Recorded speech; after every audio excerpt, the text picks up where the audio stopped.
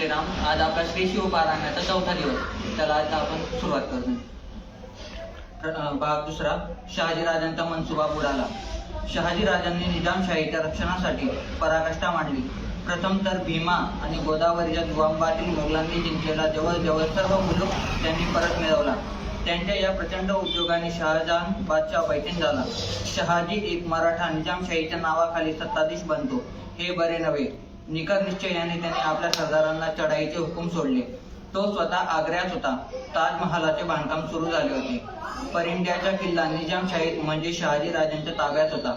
हा किल्ला जिंकण्यासाठी महाबत खानाचा पुत्र खान जमान चालून आला. शहाजहानचा पुत्र शहाजादा शुजा खान जातीने दख्खनवर आला आणि मग मोगल सेनापती महाबत खानाने बऱ्हाणपूर, जाफरनगर, जालना, बीड, परिंडा अशी प्रचंड आघाडी शहाजीराजांविरुद्ध रांगेत उघडली. ती फौजा, पैसा व युद्ध साहित्य तुफान होते. शुजा दक्षिणेत येताच महाबत खान व स्वतः शुजा परिंड्यावर खान जमानला मदत करून किल्ला लवकर काबीज करण्यासाठी रवाना झाले. शहाजी राजांनी व विजापूरच्या आदिलशाही सरदारांनी परिंड्याच्या सभोवतालचा सर्व मुलूक बेचिराख करून टाकला. मोगलांची परिंड्याच्या वेढ्यात उपासमार होऊ लागली. शिवाय राजांचे मराठी हल्ले चालू झाले. शहाजादा आणि दोन अत्यंत मोठे सरदार अखेर राजांच्या परिंड्यापुढे हरले. त्यांची दैना उडाली आणि मुकाट्याने मान खाली घालून शुजा व महाबत खान परिंड्याहून बऱ्हाणपूरला निघून गेले.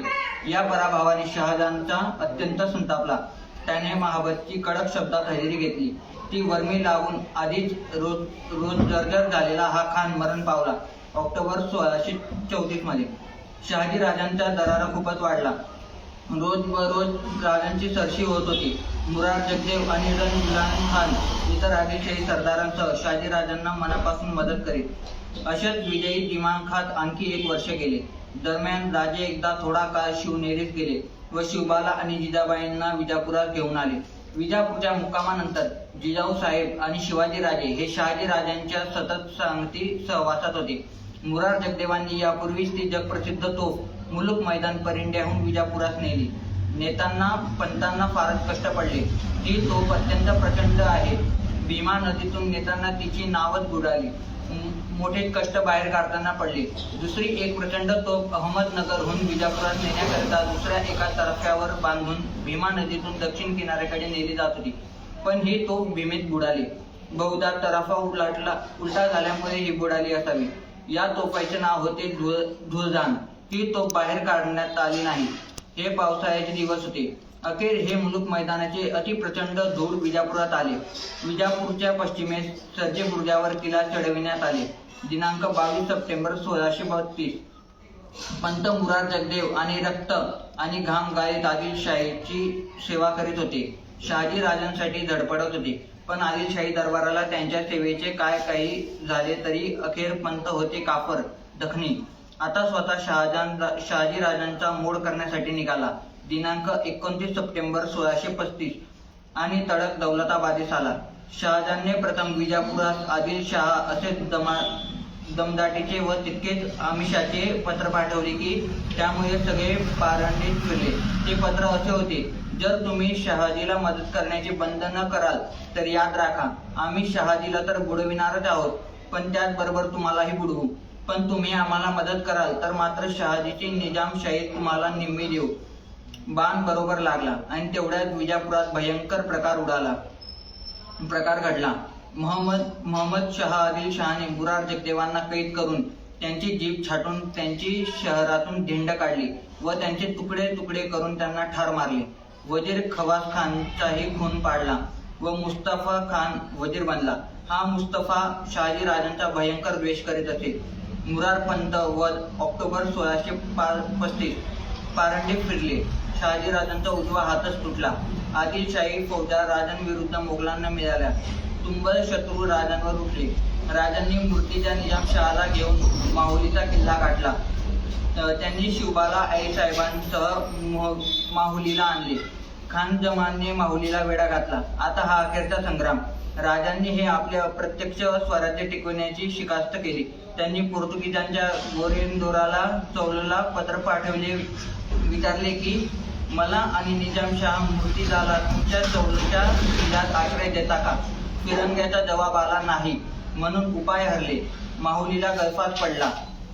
राजांना अत्यंत वाईट वाटत होते. इतक्या धडपडीने मांडलेला डाव हाताचा चालला. गेल्या 3 वर्षात त्यांनी व त्यांच्या पदरच्या सर्व मंडळींनी श्रमाची सीमा केली होती. माहुलीच्या वेड्यात खान जमान मुघलांचा सेनापती होता. त्याच्या मदतीस विजापुराहून मुस्तफा खान, वजीराने मलिक रेहान, सिद्दी मर्दान व रंदुल्ला खान यांना पाठविले होते. रंदुल्ला खानला शहाजी राजांबद्दल फार प्रेम वाटे. त्यांचे मन फार मोठे होते. त्याला राजांच्या कर्तबगारीची ही होत असलेली नासाडी पाहावेना, पण ती थांबविणेही त्याच्या हाती नव्हते. त्यातल्या त्यात त्याने धडपड चालविली. रंदुल्लाने राजांशी गुप्तपणे बोलणे चालविले. त्यांनी विजापुरास आपल्या आदिलशाही दरबारात बादशाहीची बोलणे सुरू केले व राजांना विजापूर दरबाराने आपल्या पदरी जहागिरी ठेवून घ्यावे अशी खटपट केली. आदिलशहाने मान्यता दिली. खान जमानने वेढा इतका जारी केला की अखेर शहाजी राजांनी दुखी मनाने शमशेर टिकविली. माहुलीचे दरवाजे उघडले. मूर्तीच्या निजामशाहीला मुघलांनी ताब्यात घेतले. राजे गडपावलांनी गडावरून शिवबा व जिजाबाईंसह उतरले. रंदुल्ला खानाने त्यांना आदराने आपल्या तंबूत नेले. निजामशाही बुडाली, म्हणजे शहाजी राजांचे मराठेशाहीचे प्रयत्न बुडाले. शहाजहानने व आदिलशाहीने निजामशाही मुलखाची वाटणी करून घेतली. भीमेच्या उत्तरेचा मुलूक शहाजहानने घेतला. दक्षिणेचा व कोकणातील मुलूक आदिलशहाने घेतला. शहाजहानने राजांबद्दल एक अट आदिलशहाला निश्चित घातली की तुम्ही वाटल्यास शहाजीला आपल्या पदरी ठेवून घ्या, पण त्याला महाराष्ट्रात अजिबात ठेवू नका. दूरच्या प्रांतात कुठेतरी ठेवा. याचा अर्थ स्पष्ट होता. महाराष्ट्रात व सह्याद्रीच्या सानिध्यात ठेवले तर हा सिंह पुन्हा उठेल, कारण सह्याद्री अशा सिंहांना फूस देत नाही. आदिलशहाने राजांची भीमा व नीरा दुआंबातील जहागिरी त्यांच्याकडे पूर्ववत ठेवली व शिवाय कर्नाटकात कामगिरी सांगण्याचे ठरविले, म्हणजे सह्याद्रीचा संबंध तोडला. जे जे घडले ते पाहणे व मान्य करणे राजांना भाग होते. या सर्व धावधावीत एक मराठी हाड राजांसाठी फार तळमळत होते. राजांवर त्यांची फार माया जडली होती. त्यांचे नाव कान्होजी नाईक. कान्होजी नाईक रंदुल्ला खानच्या पदरीत चाकरीस होते. त्यांचे कारभारी दादाजी कृष्ण लोहोकर हेही तिथे होते. राजांनी कान्होजींचे प्रेम जाणले. त्यांनी रंदुल्ला खानपाशी एक मागणी मागितली. खान साहेब, एवढा हा तुमचा माणूस आम्हाला द्या. खान साहेबांनी खुशीने कबूल केले. त्यांनी राजांची विनंती उदास केली नाही. कान्होजी जेद्यांना दादाजी पंत लोहोकरांसह खानाने राजांच्या पदरात घातले. कान्होजी नाईक जेदे हे रोहिड खोऱ्याचे देशमुख होते. भोरच्या दक्षिणेस मावळचे हे खोर होते. रायरेश्वरच्या प्रचंड पहाडाखाली कारी नावाचे जे गाव आहे ते कान्होजींच्या नाईकांचे मोठा हिंमत बुलंद माणूस होता. हा मावळपट्टीत नाईकांचे वजनही मोठे होते. असा मोठा माणूस शहाजी राजांच्या पदरी पडला. कान्होजींच्या संगती त्यांचे कारभारी दादाजी कृष्ण लोहोकर हेही राजांच्या पदरी पडले. दादाजी पंत ही मोठे नेकीचे कर्तबगार होते. हेही रोहिड खोऱ्यातील राहणारे देशस्थ ऋग्वेदी. दादाजी पंतांचे घराणे लेखणीत आणि तलवारीतही तरबेज होते.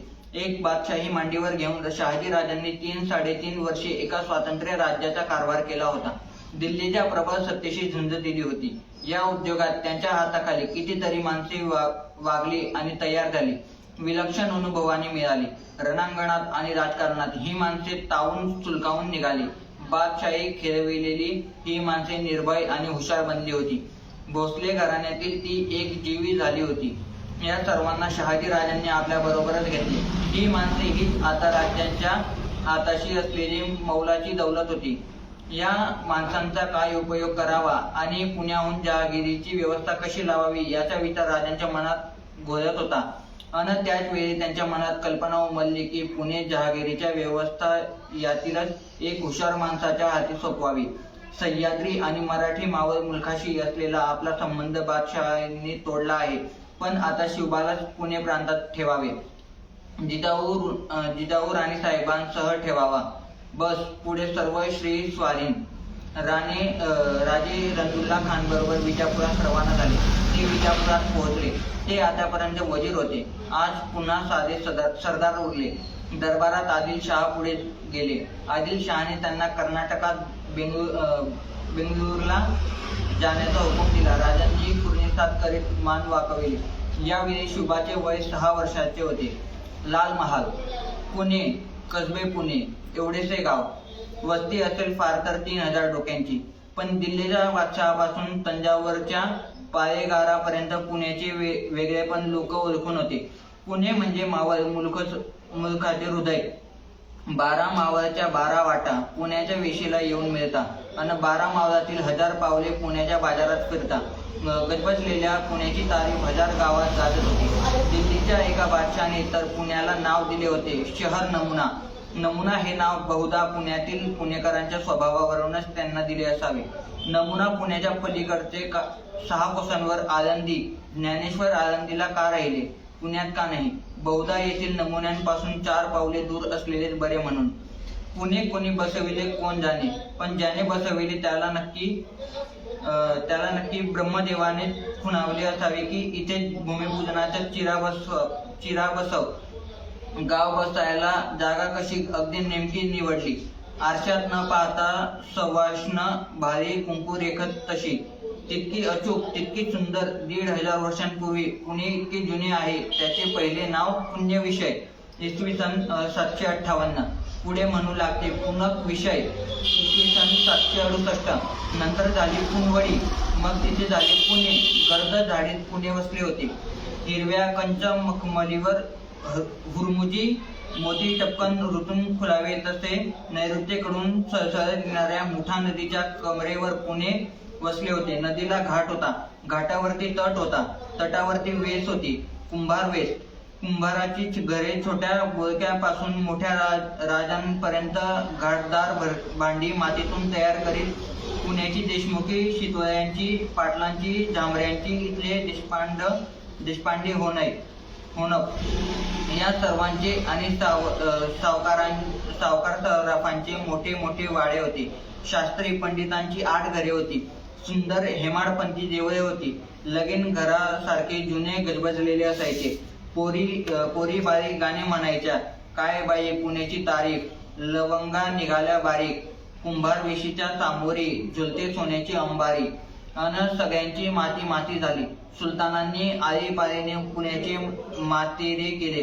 पुणेश्वर, केदारेश्वर, नारायणेश्वर, मोरेश्वर, गणपती यांची सुंदर सुंदर मंदिरे उद्ध्वस्त झाली. ही सारी देवळे यादवांच्या वेळेची हेमाडपंथी देवळे भंगली. त्यांचे पुजारीही भंगले. एक होता राम भट राजर्षी, दुसरा होता श्याम भट राजर्षी. हे दशग्रंथी वेदोनारायण पुण्याचे मुजावर आणि काजी बनले. याच राजर्षी घराण्याची एक शाखा ओतूर या शिवनेरी गडाजवळच्या गावात नांदत होती. पुण्याची पार रया गेली. नुकतेच विजापूरच्या आदिलशाही फौजेने उरलेले पुणे पार बरबाद करून टाकले. इसवी सन 1630 गावाची तटबंदी आणि वेशी तुरुंग लावून उडविल्या. घरे दारे जाळून टाकली, कत्तल केली. जिवंत माणसांच्या कवट्या उरल्या. धन दौलत लुटले. शहाजीराजांचे टोलजंग 2 वाडे पुण्यात होते. ते तर पहिल्या प्रथम पेटले, कारण सारा राग शहाजीराजांवरचाच होता. आगीचे लोट आणि धुराच्या लाटा उसळल्या. प्रचंड तुळवटे कडकडत आवाज करत जळत कोसळत होते. राग झाली तेव्हा आग विझली. आदिलशाही फौजेने पूर्णे तख्तराज केले. नांगराला गाडवे जुंपून तो पुण्यात फिरविला. एका रस्त्यावर जमिनीत एक लोखंडी पहाड ठोकून ठेवली. फाटक्या तुकड्या वाहनांचे आणि जोड्यांचे तोरण रस्त्यांवर टांगले. याचा अर्थ असा होता की हे शहाजीराजांचे पुणे आम्ही पुरे बर्बाद केले आहे. आता येथे कोणी ते आबाद करण्याचा प्रयत्न करू नये, वस्ती करू नये. हे आता मसन झाले. जर कोणी पुण्यात रस्त्यात ठोकलेली पहार काढू पाहिलं तर तो शाही गुन्हेगार ठरेल.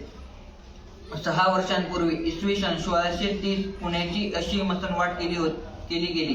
3000 वस्तीने गजबजलेल्या पुण्यात उगीच कुठे कानाकोपऱ्यात निवडुंगाच्या आणि पडक्या मोडक्या जळून अर्धवट उरलेल्या झोपडखोपडीत 4-2 हताश आणि भकास संसार जीव धरून घाबरलेल्या पाखरांसारखे जगत होते, जणू मसन जोगे.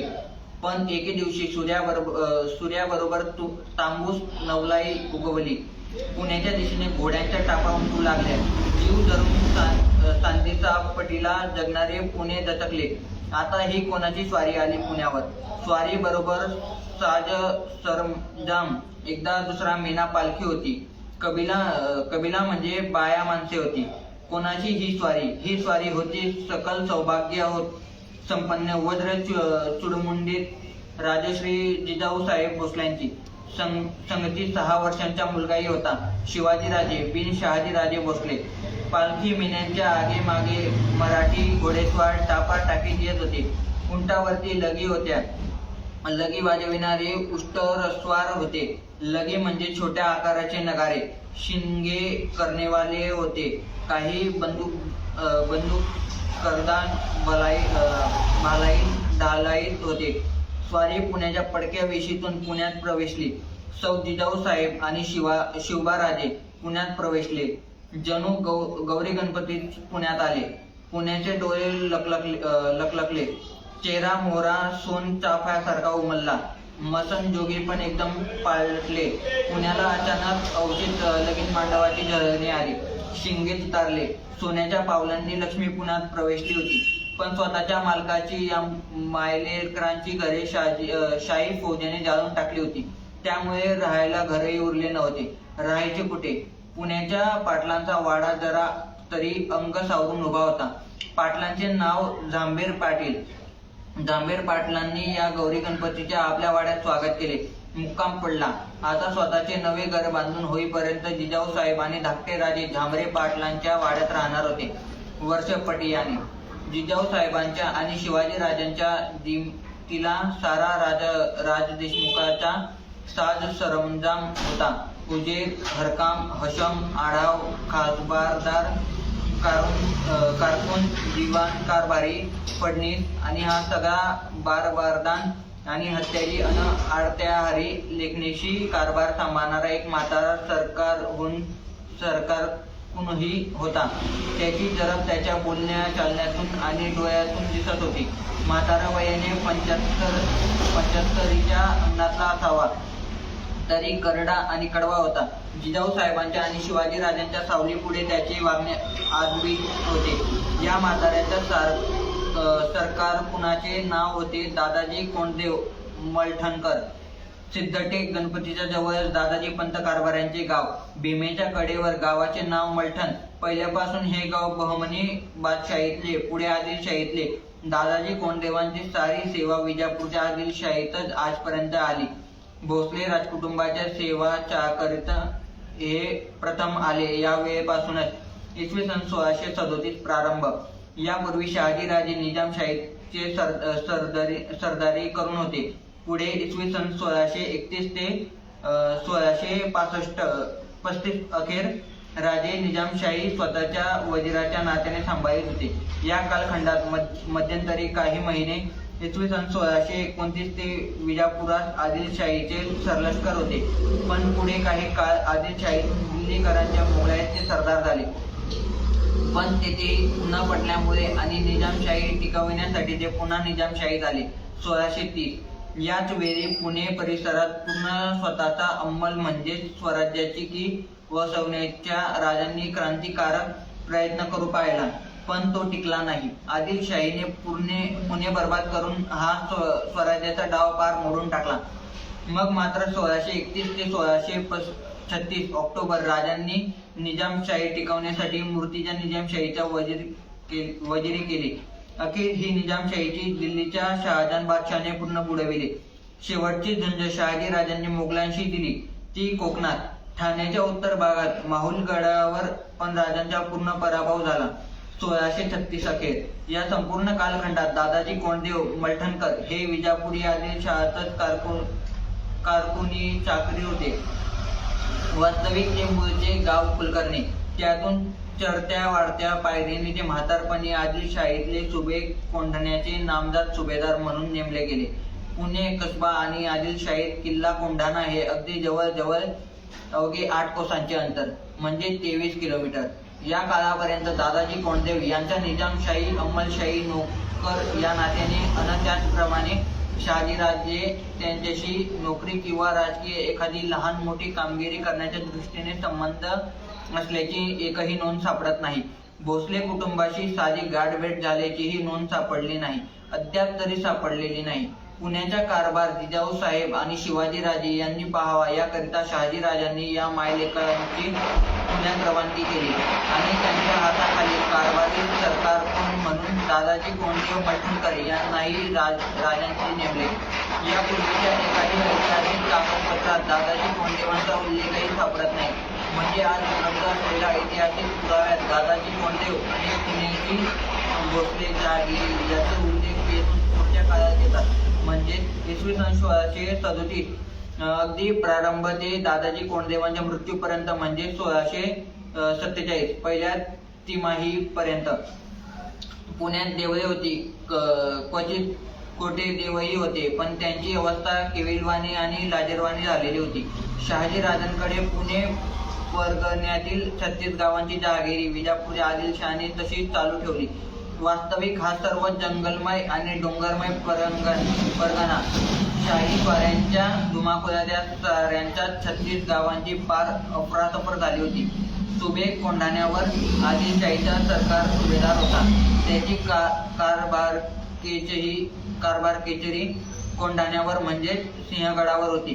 पण कोंढाणा किल्ला मात्र सिद्दी अंबर वाहब नावाच्या आदिलशाही कारभार पाहत होता. तरी किल्ला मात्र थेट शाही किल्लेदार सिद्दी अंबर याच्या लष्करी हुकुमाखाली होता.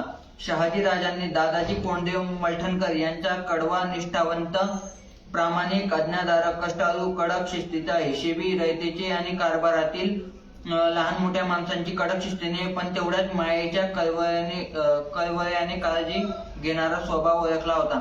दादाजी पंतांचे हात आणि मन तीर्थोदक कायमचे तळहाती असावे तसे निर्मळ होते.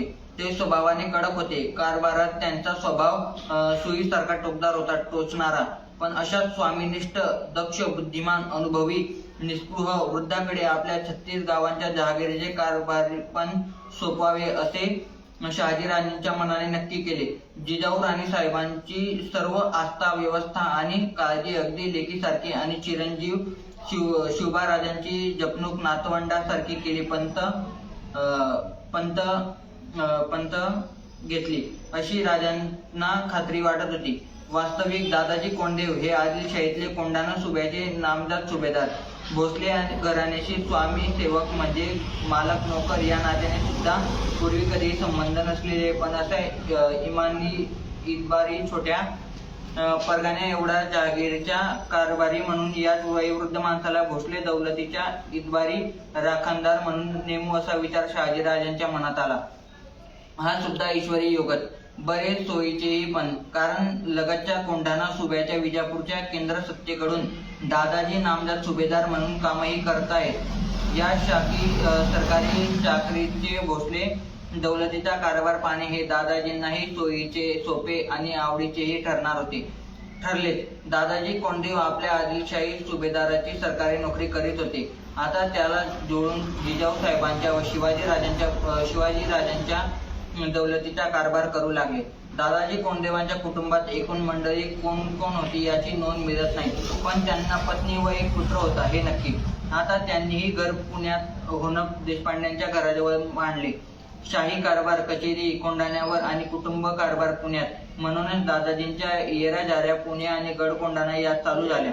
शहाजी राजांनी निजामशाही बुडविल्यावर विजापूरच्या आदिलशाहीत नोकरी पत्करली. मोहम्मद आदिलशहाने त्यांना 12,000 स्वारांची सरदारी दिली. राजे विजापुरात शाही मुजऱ्यास रुजू झाले.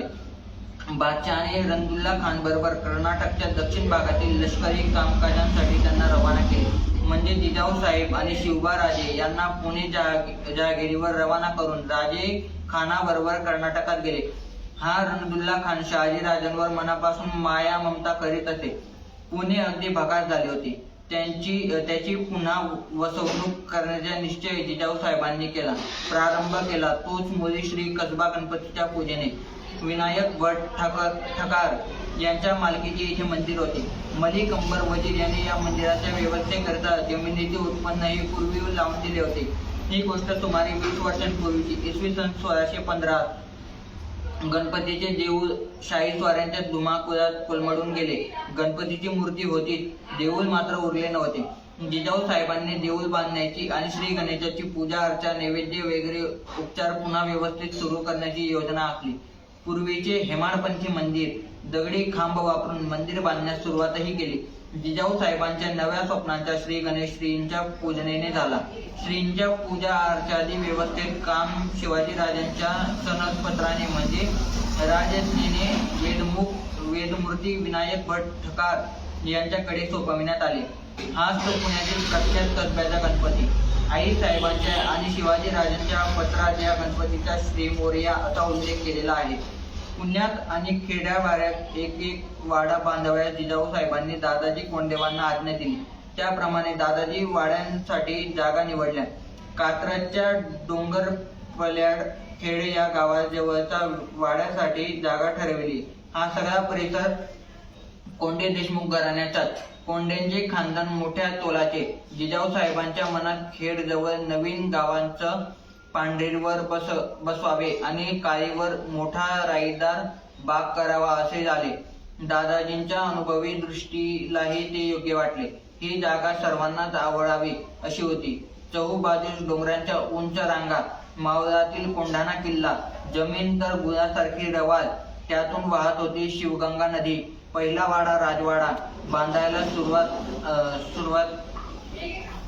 बांधायला आणि गावाला नाव द्यायचे शिवाजीराजांचे.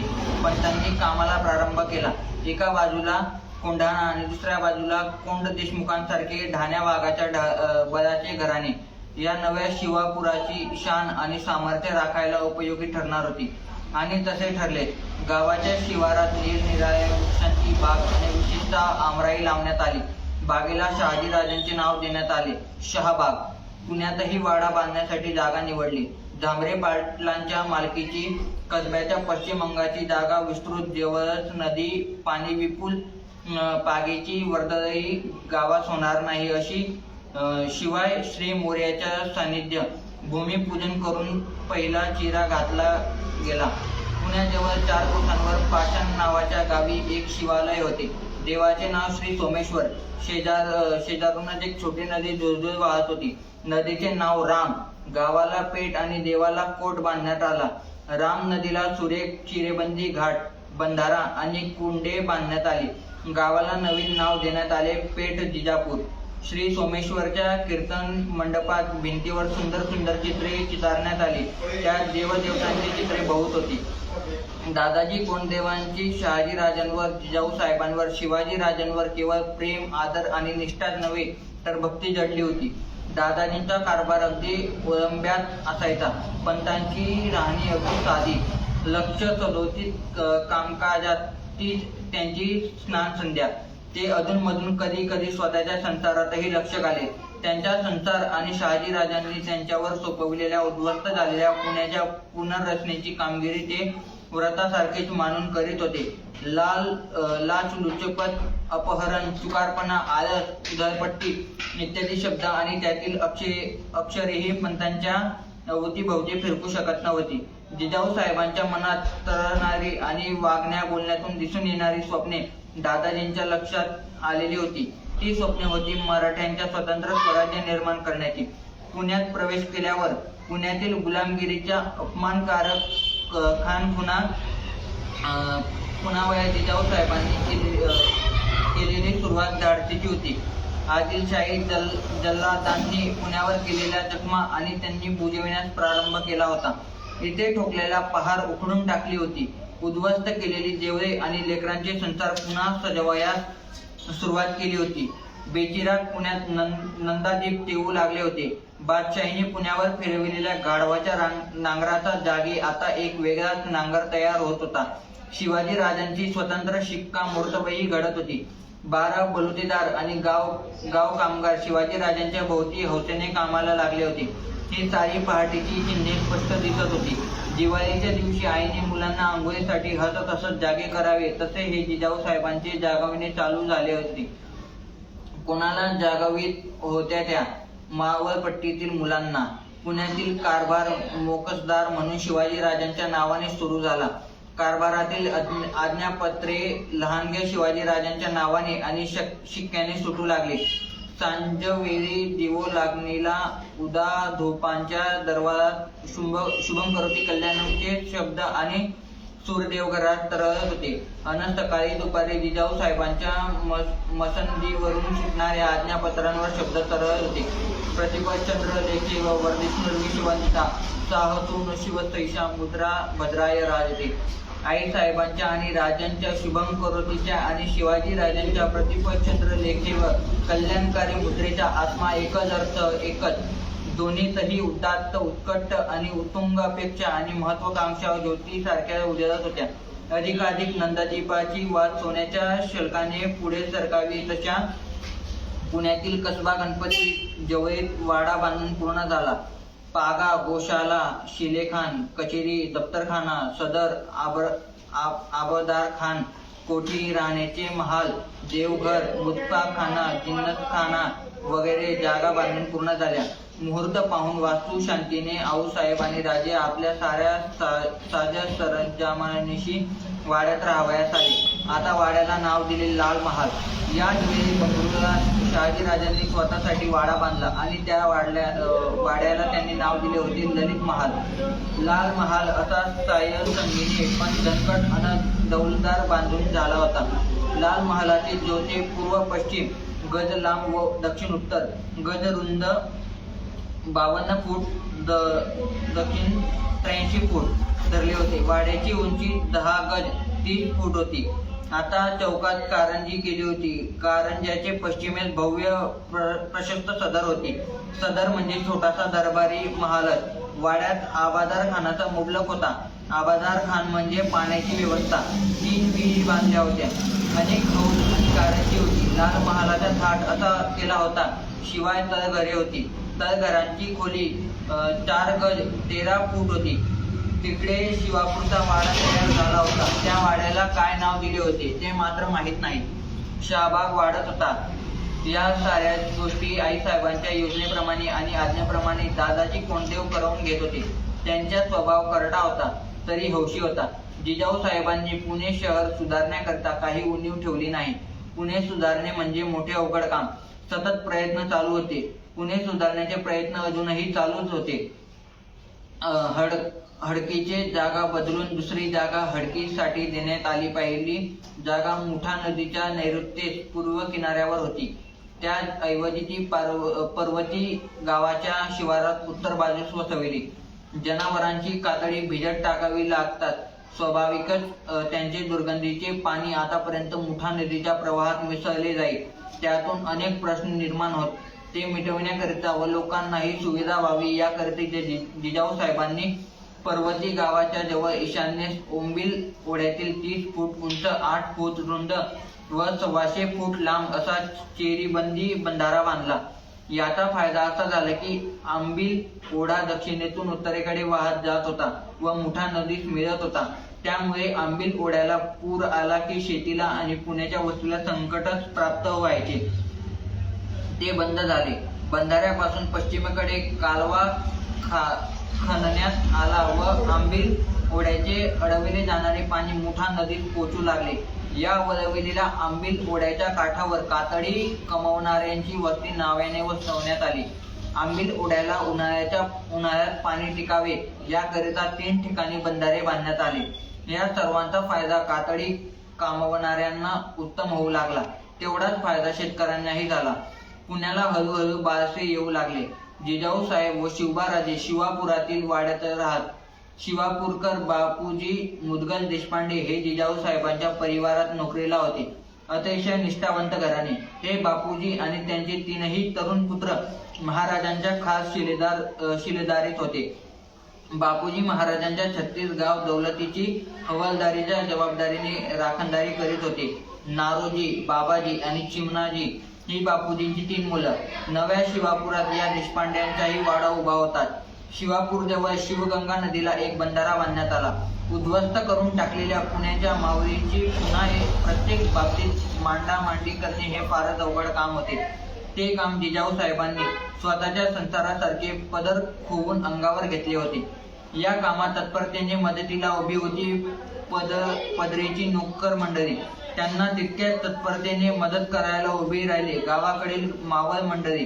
त्यात अलुतेदार होते तसे बलुतेदारही होते, पासलकर होते, शितोळे, कोंडे, पायगुडे ही वजनाची माणसे होती. ठरलेली कामे अगदी अचूकपणे करवून घेण्याची जबाबदारी दादाजी कोंडेवांवरच होती. ते ओळंब्याबाहेर न जाता दक्ष होते. दिलेला शब्द आणि ठरविलेली वेळ चोखपणे पाळणारा हा म्हातारा स्वच्छ हाताने आणि स्वच्छ मनाने पण कडक हिमतीने 36 गावांचा गावगाडा चालवित होता. शहाजी राजांनी दादाजी पंतांवर ही जोखीम टाकलीच होती. नव्या शिवापूर गावाची वसवणूक चांगलीच भराला येऊ लागली. नव्या गावाच्या पाटील, कुलकर्णी, देशपांडे, देशमुख यांच्यापासून ते यस्कर, गावजोशी, गुरव यांच्यापर्यंत सर्वांचा नारळ पागोटे देऊन दादाजी कोंडेवांनी मान केला. ही सर्व योजना आई साहेबांची. दादासाहेबांनी त्यातच स्वतः करता घरकुल बांधले. या काळात इसवी सन 1637-38 जिजाऊ साहेबांचा आणि राजांचा मुक्काम शिवापुरात जास्त होता. आई साहेबांचे लक्ष शिवबांवर काटेकोर होते. शिक्षण आणि संस्कार या खेळात बागडत्या वयात शिवबांवर रुजत होते. झपाट्याने फुकावत होते. लिहिणे वाचणे शिकविण्यासाठी नेमलेल्या गुरुजींपाशी शिवबा मन लावून बसत.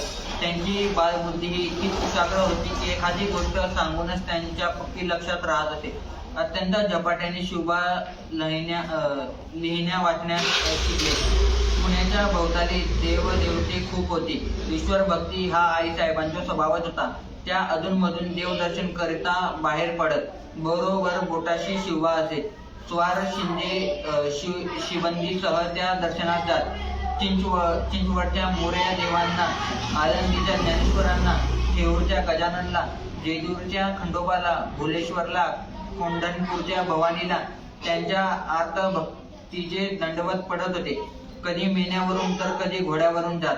शिवबाच्या मनावर फार खोलवर या देवदेवतांचे दर्शनाने संस्कार होत होते.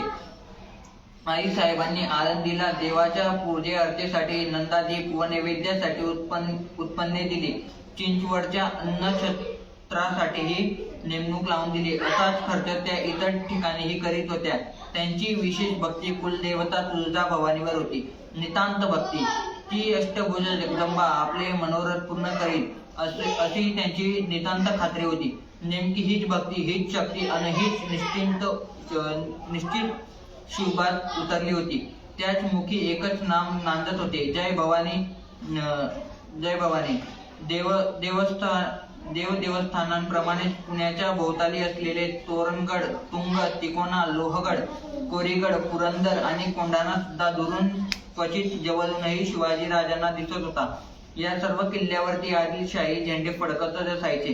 याचे सल राजांच्या मनात नकळत चलू लागत होते. या लहान वयाचे राजे काबीज करीत होते. मावळातील बळकट गडी चौगंडी आई साहेबांना पुराण, प्रवचन, कीर्तनांची अतिशय आवड होती.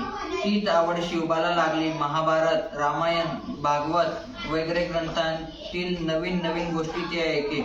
त्याला चटकच लागली. ज्ञानी मनीची पराक्रम माणसे व देव त्याला दिसू लागले. राम, हनुमान, कृष्ण, अभिमन्यू, भीम अन त्यांच्या गदा, धनुष्य, बाण अन तलवार अन चक्रे. पुण्यात कोणी साधू सत्पुरुष किंवा विद्वान शास्त्री पंडित आला की लाल महालात त्याच्या सदरेवर सन्मान व्हावा. आई साहेबांनी पडद्यात बसावे. पंतांनी शिवबांकडून त्यांचा सत्कार करावा आणि मग शिवबाला सत्पुरुषांच्या भेटीगाठीचा छंद जडावा. अशा संस्कारांनी शिवबाची गोष्ट घडत होती. जिजाऊ साहेबांना सर्वजण आई साहेब किंवा आऊ साहेब म्हणत. शिवबाई शहाजीराजांचा उल्लेख महाराज साहेब असा करीत. आई वडिलांवर त्यांची नितांत भक्ती जडली होती. आई साहेब म्हणजे त्यांचे सर्वस्वच होते. शिवबांवर सर्वजण प्रेम करीत. आई साहेबांच्या प्रेमाला तर तुलनाच नव्हती. आईचे प्रेम तुलण्यासाठी अजून तागडी आणि वजने निर्माण व्हायची आहे. राजे सर्वांचेच लाडके बनत होते, म्हाताऱ्यांचेही आणि तरण्यांचेही. राजांचे बोलणे गोड, हसणे प्रसन्न, तसे त्यांचे वागणे रामासारखे आणि शंभू शिखरीच्या शिवासारखे होते. पण मारुतीचे आणि नारदाचे गुणही या बाळात भरपूर उतरले होते. हळूहळू मावळातील वानर सेना ही त्यांच्या भोवती वाढू लागली होती. मावळातही पोरे आणि रोपे अंगारंगाने फुलू लागली होती. स्वतंत्र मराठी राज्य थाटण्याची स्वप्ने पाहणाऱ्या जिजाऊ साहेबांच्या डोक्यात आणि डोळ्यात ही 36 गावांची जमीन आणि मावळी माणसे सोन्याच्या मोहरांनी भरलेल्या पण आता झाकून असलेल्या हंड्यासारखी भरून राहिली होती.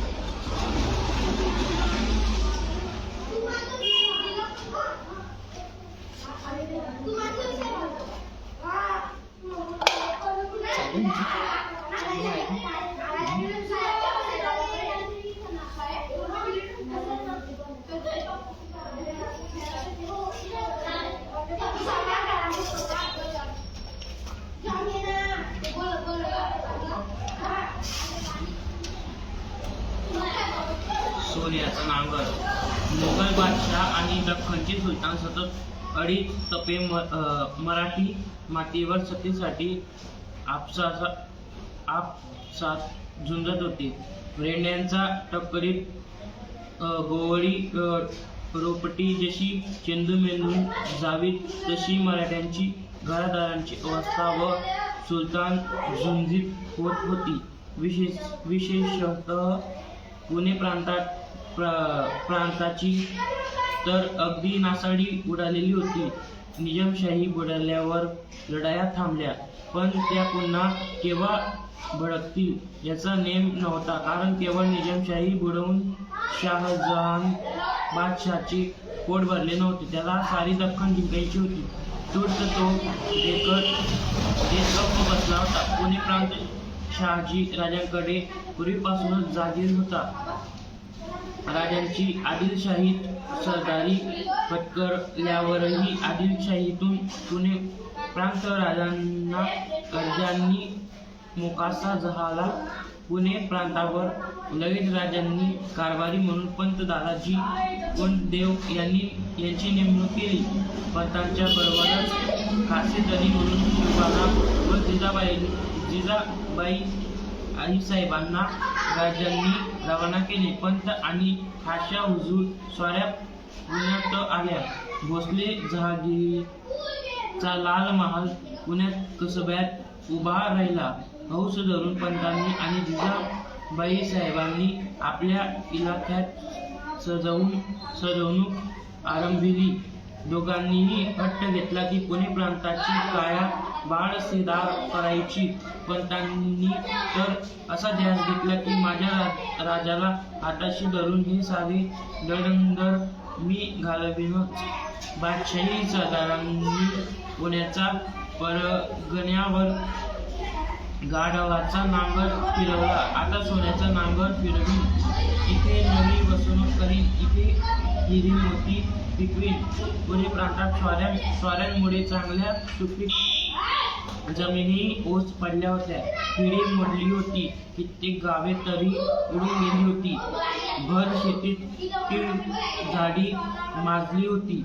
वाघ, चित्ते, रानडुकरे, तरसे, लांडगे, कोल्हे यांचेच राज्य थाटात चालले होते. प्रवासाला धड वाटा राहिल्या नव्हत्या. लोक भिकारी बनले होते. पंत गावोगावी हिंडले. ही दैना त्यांना पाहावेना. त्यांनी लाल महालात बसून विचार केला. भोवती कोण कारभारी घेऊन पंतांनी एक विचारे मुलूक सजवायाचा आराखडा आखला. शिवबांच्या नावाने मनसुबा अंमलबजावणी निघाला. पंतांनी 12 मावळ्यांना, शेतकऱ्यांना आणि गावकऱ्यांना हकलून ठेवले. पंतांना खरोखर दिवाळी साजरी करायची होती. उठून गेलेल्या गावांच्या पाटील, कुलकर्णी, चौधरी वगैरे गाव कामगार पंतांनी बोलवून आणले. विशेषतः मावळांतले मुठे खवरे फार वैराण पडले होते. तेथील मंडळीही बोलविली. लाल महालात सदरेवर मंडळी शिवबाला मुजरे करून बसली. शिवबा गादीवर, पंत उजव्या हाताशी खाली बसले. पंतांनी मंडळीचे म्हणणे ऐकून घेतले. मंडळी दुसरे तिसरे काय सांगणार. आसरा तुटला. बादशाही फौजेने घिरे दारे लुटून जाळली. बाया पडवल्या. राहावे कुणाची. घर व शावर गावात. एकदा झाले, दोनदा झाले. सारखेच होव्यास लागले. मग उठून गेलो. खरे होते त्यांचे. मग पंतांनी त्यांना मायेने समजविले. आता महाराज शहाजी राजियास पुणे मुकास अर्जांनी झाला आहे. पुन्हा कुंड पाडेगाराचे भय आता धरू नका. बाबांनो, गाव वसवा, कूच घाला, देव मांडा. तुमची फिर्याद ऐकावयास धाकटे महाराज साहेब जातीने येते आहेस. महाराज साहेबांचा लाल महाल तुमची फिर्याद ऐकावयास दिवसभर उघडा आहे. तुम्ही सुखीनांदा. पाटील कुलकर्णी आणि इतर गाव कामगार यांची मने आनंदाने फुलफुलली. हसऱ्या तोंडाने मंडळी परत फिरली. पंतांनी मुलुखाला कौल दिला. मरगळलेल्या मनावर जादूची फुंकर पडली. उडून गेलेली गावे आणि मोठ्या खोऱ्यातील विस्कटलेली गावेही नव्याने संसार सजवू लागली. नव्या उमेदीने, नव्या आनंदाने तेलाच्या घाना सुरू झाल्या. गुरुवायाची घागर देवावर सांडू लागली. भटाने पंचांग मांडले. वाण्याने गुळाची ढेप फोडली. लोहाराने भाता फुंकला. कुंभारांचे चाक फिरू लागले. मातीच्या गोळ्यात आकार येऊ लागला. कोंबडा हरवू लागला. गावे भरली. मोठे खोरे वसले. गुईला वाचा फुटली. शिवारे फुलली. वासुदेव टाळ वाजवीत अन पावरी फुंकीत नाचत गाऊ लागला. देवाच्या नावाला धर्म पावला. भोसले राजाला दादाजी पंतांची बुध म्हणजे सोन्याची मूस. आणखी एक सोन्याची कल्पना त्यांच्या डोक्यातून निघाली. जमीन लागवडीस आणून कणगी धान्य पिकवायला लोकांना प्रोत्साहन देण्यासाठी पंतांनी मदतीचा उजवा हात पुढे केला आणि डाव्या हाताने पाठी थोपटल्या. अन काय सांगावी किमया, मावळ्यांच्या शेतकऱ्यांनीही पंतांना उजवा कौल दिला. घामाचा पाऊस शिंपला. बैलांच्या बरोबरीने कष्ट केले. शेतातली रोपे पोटाच्या वरासारखी जपली. अन मग हिरे पिकले, मोती पिकले. भरघोस कंसांनी शिवाळे डोल लागली. पिके कशी हंबरून आली. उपाशी तापाशी आज 12 वर्ष मरणारा पुणे तालुका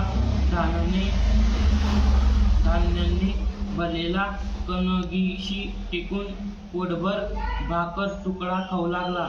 मातीत मन मिसळले की मोती मिळतात. दुसरे खत नकोस. वाघांनी, चित्त्यांनी, रानडुकरांनी आणि वल्ल्या लांडग्यांनी मुलुखात अगदी वैताग आणला होता. शेळ्यांमध्ये आणि गाई वासरे आजची उद्याला गोठ्यात टिकत नव्हती. पंतांच्या धान्यात हा धुमाकूळ आला आणि त्यांनी ठरवले हा रानगोंधळ बंद पाडायचाच, आणि तोही शेतकऱ्यांचाच हातून. त्यांनी यासाठी जाहीर बक्षीस लावली. जो कोणी रानटी जनावरे मारून सरकारात दाखल देईल त्याला सरकार वाड्यातून बक्षीस. अन मग मावळ्यांच्या भाल्याभरच्या खाली रानटी जनावरे पटापट मरू लागली. मावळ्यांच्या अंगी वाघांशी झुंजायचे आणि लबाड कोल्ह्याशी डाव करायचे बळ आले. पुण्याची पांढर अगदी बकास झाली होती. गाढवांचा नांगर फिरवल्यावर काय उरावे केले. पंतांनी गंमत केली. त्यांनी नांगर आणला. त्याला 52 कशी अस्सल सोन्याचा पाड लावला आणि पुण्याच्या पांढरीवर तो सोन्याचा नांगर फिरवला. सोन्याच्या नांगराने भुली नांगरली. लोकांत मोठे कौतुक झाले. 12 मावळ्यात पंतांचा लौकिक केला. पंत बामण देव माणूस नशिबाने असा माणूस मावळ्याला लाभला. सोन्याच्या नांगराने पुण्याची भूमी नांगरली. मुलखात चौऱ्या वाटमाऱ्या दरवडे पूर्वी फार पडत. आता तसे होऊ नये म्हणून व बादशाही झुंड अंमलदारांनी धिंगाणा घालून गोरे पळवून नेणे, बायको नेणे इत्यादी लाडीत चाळे करू नये म्हणून पंतांनी स्वारींची हत्यारबंद तुकडी सदैव तयार ठेवली. गावाच्या रामोशांनी जागते राहण्याची ताकीद घातली. छान आबादानी झाली. पंतांनी उन्हात राबणाऱ्या शेतकऱ्याच्या माथ्यावर जणू अदबागिरी धरली. जमिनीची पंतांनी मोजणी करून प्रतवारी लावली. लोकांना तगाई देऊन उत्पन्ने वाढविली. पूर्वी न्याय नव्हताच, काजी देई तो न्याय. पंतांनी काजींना कायमची रजा दिली. न्यायाची कचेरी लाल महालात मांडली. लोकांनी, गाऱ्यांनी व फिर्यादी एकूण पंत स्वतः न्याय करू लागले. शिवबा जसा मोठा होत गेला तसे पंत त्याला या अवघड कामात हळूहळू गुंफू लागली. ते त्याला सदरेवर बसवून यांचा देखत न्यायमन सुबी करू लागले. आसवली गावाची गोष्ट. धमाल म्हणून तिथे पाटील होता. त्याची पाटीलकी मिळवण्यासाठी दत्ताजी धमाळ नावाच्या त्याच्या भाऊबंधांनी दमाजीचा खून पाडला. तो काळ अवघा बिंबदशाहीचा होता. दाद नाही, फिर्याद नाही. दमाजीची बायको रूपाऊ आपल्या जानोजी व सूर्याजी या लहानग्या मुलांना पुराशी लपवून पळून गेली. भाऊबंद तिचा व तिच्या मुलांचा किंवा कोण पाटील याचा नेम नव्हता. दत्ताजीने पाटीलकी बळकावली. लेकांत त्याची दशत रानडुकरासारखी होती. विधवा रूपाऊचा जीव अन्यायाने तळमळू लागला.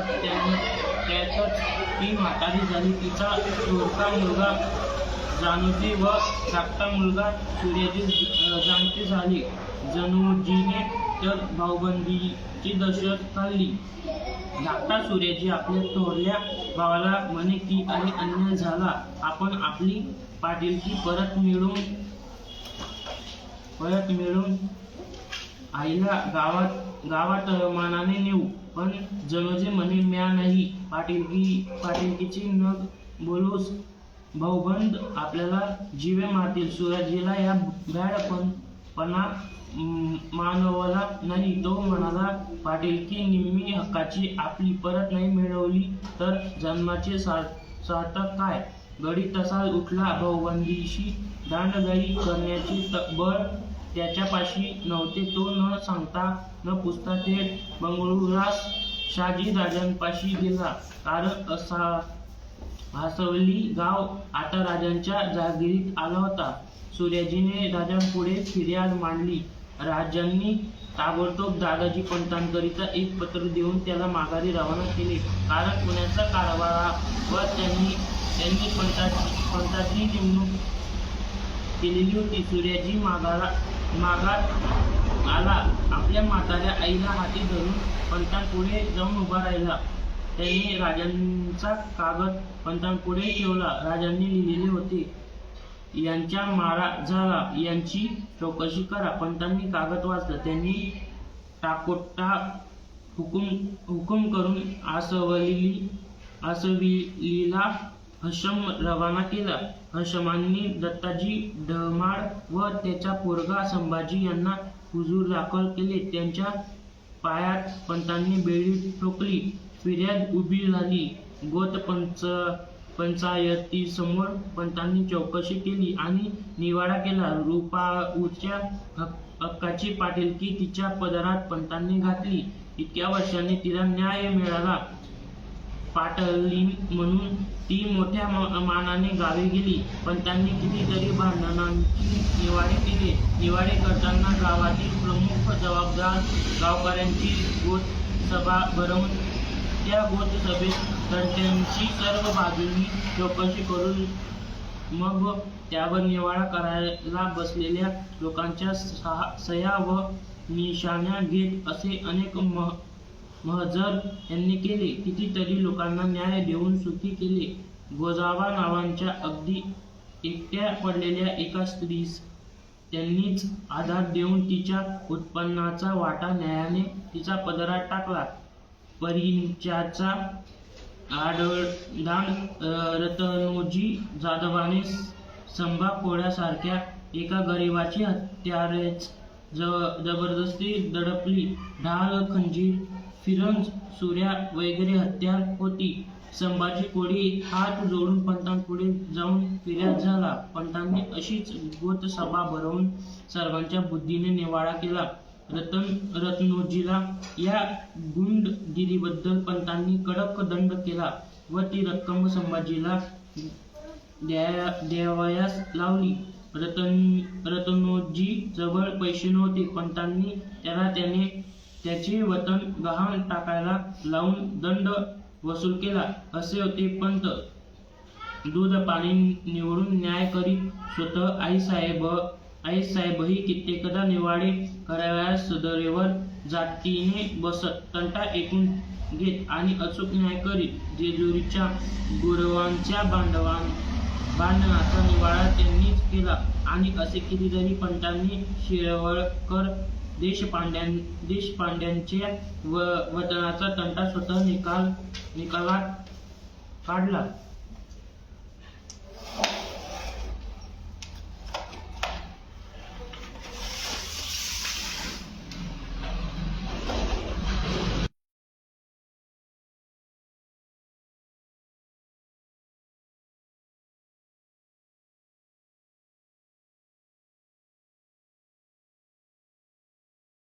विठ्ठल देशपांडेच्या समाधान झाले नाही.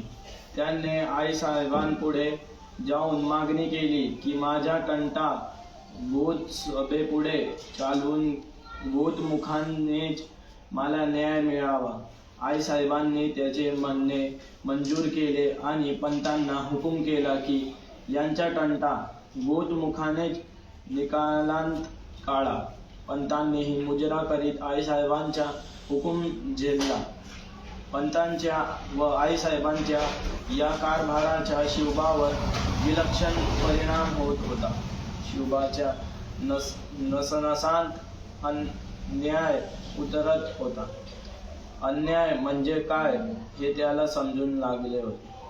अन्याय सहन होईना झाला होता.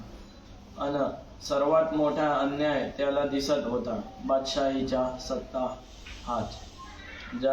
जागिरीचे रंगरूप झपाट्याने पलटू लागले. वसलू नियमित आणि वाढता येऊ लागला.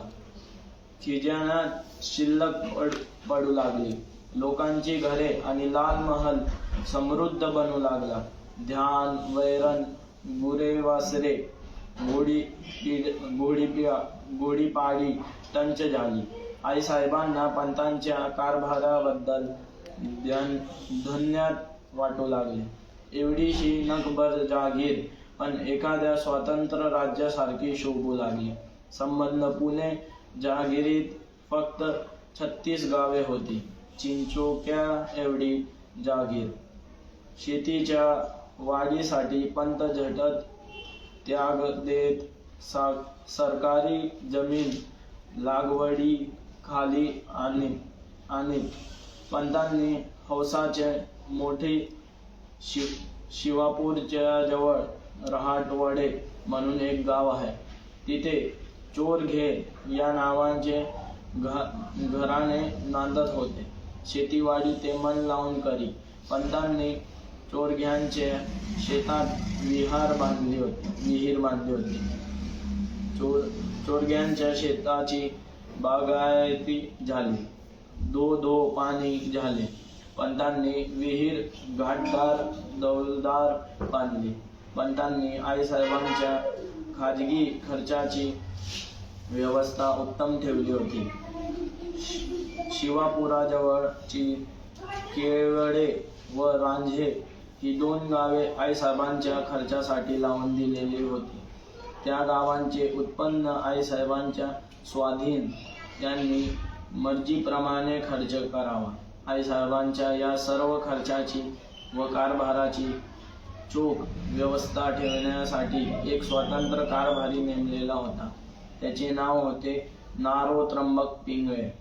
कसबा पुणे तर आता शहर बनले. जवळजवळ 3000 वस्ती झाली. केदारेश्वर पुन्हा स्थापन झाला. कसब्याच्या गणपती शेंदूर, दुर्वा, मांदार, शमी, मुकुट, पितांबर, शेला आणि षोडशोपचार पूजने नंदादीपंता शोभू लागला. पुण्याच्या कसब्यापासून थोड्या दूरवर काळ्या वावरात एक झाडाखाली एक देवी उभी होती. तिचीही पूजा झाली. हीच ती पुण्याची तांबडी जोगेश्वरी. बेंद्रे यांच्याकडे तिची व्यवस्था होती. पुण्यातल्या दर्ग्यांची व मशिदींची व्यवस्था पूर्ववत उत्तम चालू ठेवण्यात आली.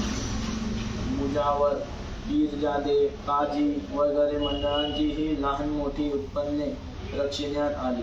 पुण्यात एक मता नायकीन म्हणून कालवंतीन होती. जातीने मुसलमानी मोठी गुणी कलावंतीन होती. शहाजीराजांनी तिला अर्धा वावर जमीन इनाम दिली होती. तिचाही गुण जनात परामर्श होता. शिवबा मोठा होत होता. त्याचे गुण विकसत होते. तो त्याच्या भरदस्तपणा, आपल्या लोकांबद्दलची कळकळ, स्वाभिमान, भवानीच्या पायाची ज्वलंत निष्ठा अन पुंडपणाही वाढत होता. तालमीतल्या तांबड्या मातीत, खेळांच्या मैदानावर, डोंगरावर, नदीत, ओढ्यात, जंगलात शिवबाला पहावे. एरवी लाल महालात वावरताना शांत सज्जन वाटणारा शिवबा इतका डांगडोबा असेल असा डोळ्यांना विश्वासच न पटावा. लाल महालात तो स्मृती, पुराणे, महाभारत, रामायण, राजनीती, शास्त्रे, सुभाषिते यात रमून जाई. तर इतके कुस्ती, घोडदौड, तलवारीचे हात, भाल्याची फेक, पट्ट्याचे हात, निशाणबाजी, जोरात धावणे, दौडणे, लांब उड्या मारणे, अवघड दुर्गम डोंगरात लपंडाव खेळणे आणि मनसोक्त धुडगूस घालणे यातच तो गुंग होय. या बाबतीतही त्याचे शिक्षक त्याच्यावर अगदी खूप खुश असत. तो हत्तीवरही कधी कधी अंकुश घेऊन बसे. हत्ती चालवणे हीही एक विद्या आहे. शिवबा आता 10 वर्षांचा झाला होता. पुण्याचे हवालदार बापूजी मुदगल देशपांडे यांची मुले नारायण, चिमणाजी व बाळाजी हे शिवबाचे दोस्त बनले होते. पण मुख्य अंगद, हनुमंत, सुग्रीव, नळ, नीळ, जांबुवंत अद्या मावळ्यातही झाडांवरच फांद्यातून उड्या मारित होते. यांची गाठ भेट कधी पडली नव्हती.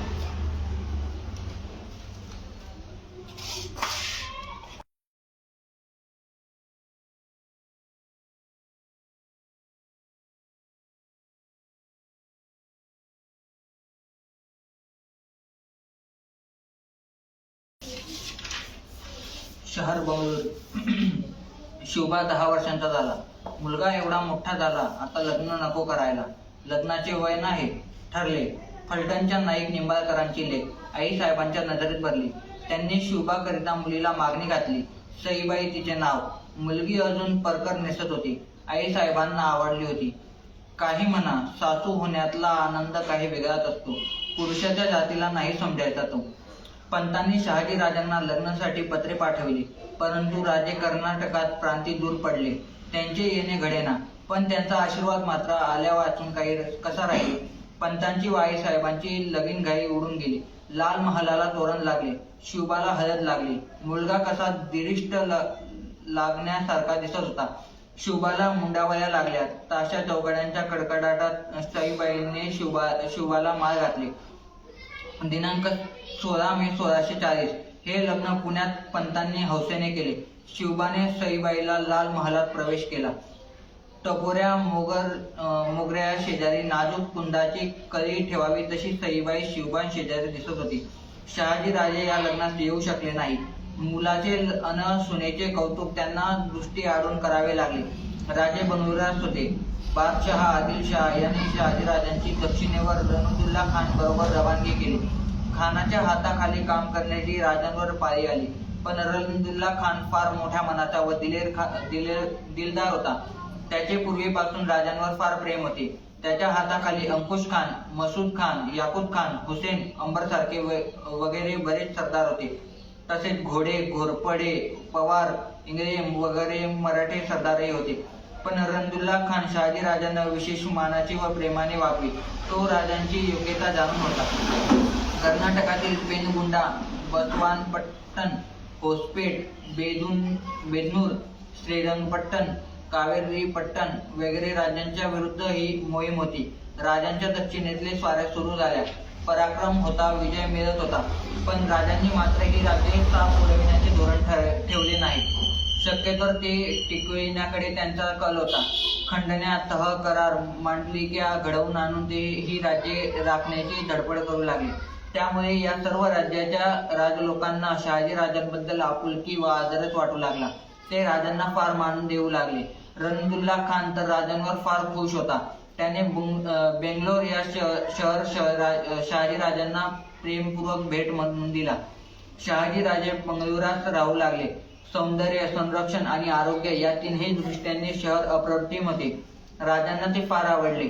राजांनी आपला वाडा राजवाड्यासारखा सजवला. बाग, कारंजी, पुष्करिणी, महाल, पागा वगैरे थाट सार्वभौम सारखा केला. सर्व तऱ्हेच्या वस्तू, शस्त्रे, गुणवान कलावंत, हुशार पंडित, शास्त्री, गवई, नर्तक, नर्तकी, कवी वगैरे सर्वांचा संग्रह राजांनी केला. शिवाय तोफा, हत्ती, घोडे, शूर लोक, मुत्सद्दी यांचीही फार उत्तम संचने केली. उच्च अभिरुची, उच्च संस्कृती आणि हौस यांचा बंगळुरात संगम झाला. नारोपंत, बालकृष्ण, रघुनाथपंत, जनार्दन पंत वगैरे मुत्सद्दी कारभारी राजांचा कारभार पाहत सकाळी रोज उठत. तेव्हा त्यांच्या स्नानगृहाजवळ शाहीर व गायक भोपाळ्या व भक्तिगीते मधुर सुरात गात. राजे उठताच त्यांच्या विश्वनाथ भट ढोकेकर हे उच्च स्वरात प्राणाचा स्मरण म्हणत. हे प्रातस्मरण संस्कृत भाषेतील असे. इतर कित्येक ब्राह्मण पुण्या वाचन करीत. म्हणजे राजांना तो दिवासा सुखाचा जावो अशी मंत्रयुक्त ईश प्रार्थना करीत. वेदपठणही चालू असे. राजे उठून अंगणात येत. आकाश दर्शन व दिशा दर्शन घेत. त्याच वेळी गुरव शिंगे वाजवीत व जंगम शंख फुकीत असत. चौघडाही वाजू लागे. मग राजांना काही शुभ शकून मुद्दाम घडविले जात. तदनंतर राजे वाड्याच्या दिल्ली दरवाजासमोर सेनेची पाहणी करत. तितक्यात एखादी दरवेशी सिंहाचा बच्चा घेऊन नाचत बागडत येईल. राजांचे तो मनोरंजन करीत. मग राजे दरवाजातील तोरणाकडे पाहत पाहत वाड्याची मागील परसातील अश्वत्थ, औदुंबर आणि इतर शुभ वृक्षांखालून व पारिजातकाची पुष्पा वृक्षांखालून जात. नंतर शंखातील पाणी डोळ्यात लावून उंच फडकत असलेल्या जरीपटक्याचे ते दर्शन घेत. तदनंतर राजवैद्य पुढे येऊन राजांची नाडी तपासीत. लगेच एक ब्राह्मण एका हातात चांदीचा व एका हातात सोन्याच्या परात घेऊन येई. चांदीच्या परातीत तेल असे. सोन्याच्या परातीत पातळ तूप असे. राजे आपले मुख त्या तेला तुपात पाहत. नंतर राजे स्नान करीत. नंतर शंकराची यथासांग पूजा करीत. स्नानानंतर राजे येत. तेथे पदरचे शूर मराठे सरदार, कवी, शास्त्री, मुत्सद्दी त्यांची वाट पाहत असे. ते राजांना आदराने वंदन व मुद्रे करीत. बैठकीत राजकीय कामे चालत. नंतर भोजन, वामकुक्षी, प्रजेची न्याय मनसुबी, मनोरंजन वगैरे व्यवहार करीत. रात्री खलबत खाण्यात गुप्त मसलती चालत. असा एखाद्या स्वतंत्र वैभवशाली राजासारखा शहाजी राजांचा दिनक्रम असे. त्यांच्या पदरी पोवाडे गाणारे शाहीर, नर्तक, गायक बरेच होते. राजांच्या कोयाजी नावाचा दासीपुत्र नर्तन गायनादी कलांचा उत्तम ज्ञाता होता. अनेक भाषोकोविद पंडित व कवी त्याच्यापाशी होते. आणि अनंत शेष पंडित, रघुनाथ व्यास, रघुनंदन, अली खान, विश्वंभर भाट वगैरे कवी त्यात प्रमुख होते. 4 वर्षे झाली होती. शिवबा आणि आईसाहेब पुण्यात होती. राजांची राहणी जरी बंगळुरात होते तरी त्यांचे लक्ष सदैव पुण्याकडे असे. वारंवार पत्रे, वस्त्रे व आवडीच्या वस्तू ते आपल्या लाडक्या शिवबाकरिता पुण्यात रवाना करीत. पंत दादाजी कोंडदेवांना पुण्याहून वारंवार सर्व समाचार राजांना लिहून कळवीत. पुणे जहागिरीच्या प्रगती ऐकून राजांना धन्यता वाटे. त्यांना आता फार इच्छा लागली की आपल्या थोरल्या राणीसाहेबास व शिवबास भेटावे. त्यांनी पत्र पाठवून पंतांना कळविले की चिरंजीव सकल सौभाग्यवती राणीसाहेब व चिरंजीव शिवबा यास घेऊन कर्नाटक प्रांती बंगळूर शहरात जातीने येणे. बंगळूरच्या सांडणी स्वार पुण्यात लाल महालात आला. बंगळूरची थैली आली. पंतांनी थैली वाचली. त्यांनी घाई आई साहेबास वाचून दाखवली. आनंद झाला. शिवबा आनंदला. वडिलांचे दर्शन होणार. ताबडतोब कर्नाटकात जावयाची तयारी सुरुवात झाली. मग मेने, घोडे, उंट, खजिना, स्वार, नोकर, तंबू वगैरे प्रवासात जरूर ते सर्व साहित्य सिद्ध होऊ लागले. पंतांनी आजपर्यंत जहागिरीचे हिशेब शिल्लक साठलेले खजिना बरोबर नेण्यासाठी बाहेर काढला. मुहूर्त ठरला आणि भोयांनी मेना उचलल्या. बंगळूरच्या मार्गात स्वारी लागली. शिवबास आता नवीनच मुलूक, नवीनच माणसे, नवीन चालीरीती, एकूण नवीन जग दिसणार होते. हेही एक महत्वाचे शिक्षण घडणार होते. 10 गावे हिंडल्याशिवाय नजर मोठी होत नाही. स्वारी मजल दर मजल मुक्काम करीत निघाली. सौभाग्यवती जिजाऊसाहेब व चिरंजीवी धाकटे राजे येत असल्याची थैली आधीच पुढे गेली होती. राजे उत्सुकतेने वाट पाहत होते. शिवबाचे सक्के थोरले बंधू संभाजीराजे हेही तिथेच होते. ते प्रथम पासून वडिलांपाशीच असत. तेथेच सावत्र बंधू व इतर सर्वांची भेट आता एकत्र होणार होती. पंत लवाजम्यानिशी शिवबासह बंगळूरच्या वेशीतून प्रवेशले. शिवबा नवी घरे, नवे रस्ते, उंच तट, भव्य वेशी, घरदार, बुरुज, सुंदर इमारती, चौक, कारंजी, तलवार, किल्ला टक लावून न्याहाळू लागले. हे बंगळूरचे सौंदर्य होते. वाड्यात गडबड उडाली होती. थोरल्या राणीसाहेब येणार म्हणून आल्याच वाड्यात मेने परिवार शिवबांसह पंत प्रवेशले आणि भेटींची, दंडवतींची, आशीर्वादांची, आलिंगनाची, आनंदोत्सवाची एकच दाटी उडाली. पिता पुत्रांची भेट झाली. केवढा तो आनंद! दरुणी महालातही आनंद उसळला. शहाजी राजांच्या धाकट्या राणीसाहेब तुकाबाई साहेब व तुकाबाई साहेबांच्या पोटी जन्मास आलेले पुत्र एकोजी राजे यांच्या भेटी जिजाऊ साहेबांशी व शिवबांशी झाल्या. सख्खे थोरले बंधू संभाजीराजे हेही भेटले. न जेवता पोट भरले. शहाजी राजांच्या संसारात दिवाळी उडाली. दिवाळी उजाडली. राजांच्या संसारातले अत्युच्च कौटुंबिक आनंदाचे हेच दिवस. सर्व मंडळी राजांच्या भोवती गोळा झाली होती. असा कौटुंबिक आनंद पुन्हा कधीही उगवला नाही. राजांना अपुरूप कौतुक वाटले. शिवबाला त्यांनी हृदयी धरले. शिवबा म्हणजे राजांच्या हृदयी विराजणारा जणू सम्यंतक वाटत होता. एक दिवस एकत्र सहवासाच्या आनंदात जाऊ लागला. शिवबाच्या लग्नात राजे स्वतः हजर नव्हते म्हणून त्यांनी शिवबांचे आणखी एक लग्न करायचे ठरविले. मोहित्यांची मुलगी सोयराबाई हिच्याशी मोठ्या थाटामाटात शिवबांचा विवाह झाला. मोठ्या हौसेने राजांनी शिवबाचे हे आणखी एक लग्न केले. वडील असावेत तर असे. पंतांनी पुणे जहागिरीचा हिशेब आणि सर्व हकीकनामा राजाच्या पुढे बजावयास मांडला. राजे निहायत खुश झाले. अगदी निहायत खुश झाले. इतक्या सुधारणा, इतकी वाढ, इतकी उत्पन्न, इतकी आबादी पाहून राजांना परमानंद झाला. त्यांनी पंतांचा मनोसक्त गौरव केला. धन्य धन्य म्हटले.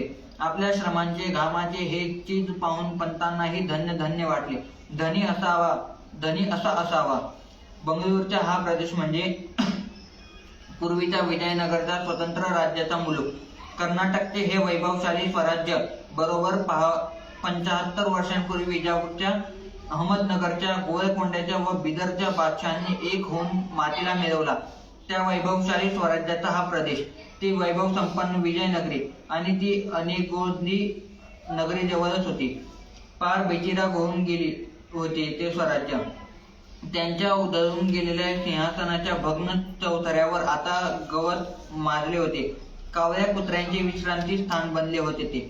या मुलखात आल्यानंतर विजयनगरच्या वैभवाच्या नाशाच्या हकीकत शिवबाच्या कानी पडल्याशिवाय राहिले असतील काय? कदाचित तो देवदर्शनप्रेमी बाळ विजयनगरच्या विरूपाक्ष देवशंकराच्या दर्शन घ्यावयास आईसह गेला असेल. ते उद्ध्वस्त छिन्नभिन्न अवशेष पाहून त्याला काय वाटले असेल? कोणते कड त्याच्या हृदयात उठले असतील? या इंद्र नगरीचा नाश करून टाकणाऱ्या बादशहाबद्दल त्यांच्या मनात कोणते विचार आले असतील?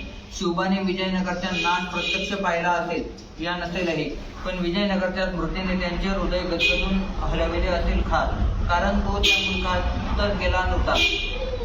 बंगळुरात विजयनगरच्या एका मांडलिक नगरीत त्याच्या जागृत मनात या भोक्षक इतिहासाच्या ठिणग्या नक्कीच तडतडून गेल्या असल्या पाहिजेत.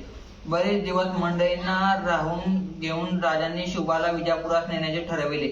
सुलतान मोहम्मद आदिल शहाच्या विजापूर दाखविण्यासाठी. आणि शिवबा वडिलांबरोबर विजापुरात आला. आई साहेब व पंत बरोबरच होते. शिवबा विजापुराच्या प्रचंड वेशीतून प्रवेशला. विजापूर, दारुल जफर विजापूर. सुलतान मोहम्मद शाह आदिल शाही ही आदिलशाह दार उस सल्तनत, केवळ दिमाखदार राजधानी. ऊन आणि पाऊस खाऊन काळी ठिक्कर पडलेली 5-5 पुरुष उंचीची ही शिरबेंद तटबंदी. एकांतात दुसरी, तिच्या आत ती तिसरी, तिच्या आत ती चौथी, 5वी, 6वी अन तो खास शाही किल्ला. केवढे एक बुरुज हे. एक उपली बुरुज, तो गरबी बुरुज, तो सरजा बुरुज अन तो किती मोजावेत, किती सांगवेना. अगणित काळ्याभोर पाण्याने भरलेला हा भयंकर खंदक. भाले, तलवारी आणि बंदुका खांद्यांवर धरून पहारे करणारे पहाते. तटावरचे धिप्पाड हशम. हुकुमाशिवाय वाराही किल्ल्यात शिरू शकणार नाही. खंदकात ती पहा त्या धिप्पाड हशमांची प्रतिबिंबे. हा मक्का दरवाजा किती बळकट, किती प्रचंड, त्यावर किती अनुकुचीदार खेळे आहेत. 7 मस्तकांचा ऐरावतही या दरवाजावर धडक द्यावयास भिचकेल असा हा एकच दरवाजा नाही, असे अनेक आहेत. अंबारीसह हत्ती सहज जातो या दरवाजातून. तितकेच नव्हे तर आदिलशाहीच्या हत्तीवर धरलेला उंच हिरवा झेंडाही न वागता जातो या दरवाजातून. गगनाशी गोष्टी करणारे ते पहा दिमागदार मिनार आणि घुमट. उंच चढत गेलेले असे मिनार आणि पांढरे शुभ्र प्रचंड घुमट. अनेक चंदनाच्या धुंद सुवासाने कोंडून गेलेले दर्गे इथे अनेक आहेत. ते पहा जुमा मशीद, केवढी प्रचंड. आणि ते पहा एक टोलेजंग शाही महाल. ते मेहतर महाल, तो गगन महाल, तो आसार महाल, तो आईने महाल, तो हा घुमणारा आवाज कसला. पारव्यांच्या प्रचंड विहिरीत घुमतायत ते. ती आहे चंदा बावडी आणि ती आहे ताज बावडी. एवढ्या प्रचंड विहिरी उभ्या दख्खनच्या मुलखात दुसऱ्या कुठेही नाही. इथे 12 मोठा पाणी उपसतात. तेव्हा जो घुमतो तो आज तर भयंकरच. आणि घुमत आदिलशाहीचा दरारा गाजवणारा त्या पहा तोफा. जबडे पसरून तटावर अन गुजरांवर कशा बसल्या आहेत. तटांवर गस्त घालत फिरणाऱ्या त्या अश्मांच्या 1000 अश्मांचे बळ त्या पहा. त्या एकताच तोफेत साठवले आहेत. तिचे नाव आहे लांडा कसब. आणि भयभीत करणारा तो 11 विक्राळ जबडा. कोणत्या राक्षसिनीचा? होय, राक्षसिनीचाच आहे ती. तिची भूक भयंकर आहे. राक्षस तागडीच्या रणांगणावर राक्षसीन गगना एवढा घास घेत होती. विजयनगरचे साम्राज्य एका घासात गिळविण्यास गेलेली हीच ती डाकीण. मुलूक मैदान सर्जे बुर्जावर आ करून बसली आहे. मुलूक मैदान हिचे वजन आखे आहे खंडोगणित. आणि ते बघा प्रचंड घोडदळ. हजारो घोडे, हजारो धिप्पाड स्वार, हजारो हत्ती अन ह्या अगणित शुतरनाळ, नाळा, पिलनाळा, गरनाळा, जेजला. पाहिल्या होत्यास का कधी इतक्या? शिवबा समजले आदिलशाहीचे सामर्थ्य. आणि आता ही श्रीमंती पहा. लुटून आणलेले विजयनगर आणि कर्नाटक विजापुरात तुडुंब भरले आहे. मराठ्यांच्या गायींचे पिळून काढलेले दूध विजापुरात वाहत आहे. हा बाजार, इथे सर्व काही मिळते. चांदी, सोने, हिरे, कापड, पितळ, लोखंड, मद्य, मांस, माणसे, बायका सुद्धा मिळत नाही. फक्त स्वातंत्र्य. ते विकत मिळत नाही, भीक मागून मिळत नाही, रडून मिळत नाही, लढूनच मिळवावे लागते. आणि ती तांबडी दुकाने कसली? शिवबा, नको जाऊस तू त्या बाजूला. तुला ते सहन होणार नाही. ते सहन करायला मन फार विशाल करावे लागते. तुला ते नाहीच जमणार. ती दुकाने आहेत गोमांस. ही बघ बागेत कारंजी थोई नाचतायत. इराणच्या चमनबंद बगीच्यातही फुलत नसेल असा हा पहा जाफरखानी गुलाब. सब्जा आणि गुलाब यांच्या खुशबूचा हा बघ सुंदर मिलाप. त्या महलाच्या जाळीदार पडद्याआडून ऐकू येणारे ते कवल्यांचे आणि गजलांचे मादक आलाप. किती सुंदर महाल आहे ते. नक्षीदार कमानी, जाळीदार झोरके, पेलेदार सज्जे, झुळझुळते पडदे, किणकिणीती झुमरे, हिलमिले ते टांगवी दिवे आणि झोराक्यातून डोकविणाऱ्या नक्षीदार मिन्याच्या सुरया आणि पेले हे महाल आहेत. सरदारांचे, नवाबांचे, मनसबदारांचे मनापासून बादशाहीची सेवा केली की अशा महालात राहायला मिळते. ती बघ तुझ्या वयाची मुले घोड्यावरून किती रुबाबात, किती झोकात चालली आहेत. कुठे माहिती नाही तुला? दरबारात शहानशाह दिले सुबाहाने परवरदिगार अलीजा हजरत मोहम्मद आदिलशाह बादशाह कदम बोसी मुजरा करावयासाठी. आला हजरत बादशाह, मग त्याचे कौतुक करतील, त्यांना किंमतवान सुंदर पोशाखही देतील, पदव्या देतील. हे सर्वजण उद्याचे शाही तख्ताचे आधारस्तंभ आहेत. आरकाने दौलत मदारुल महाम तुला नाही जायचे.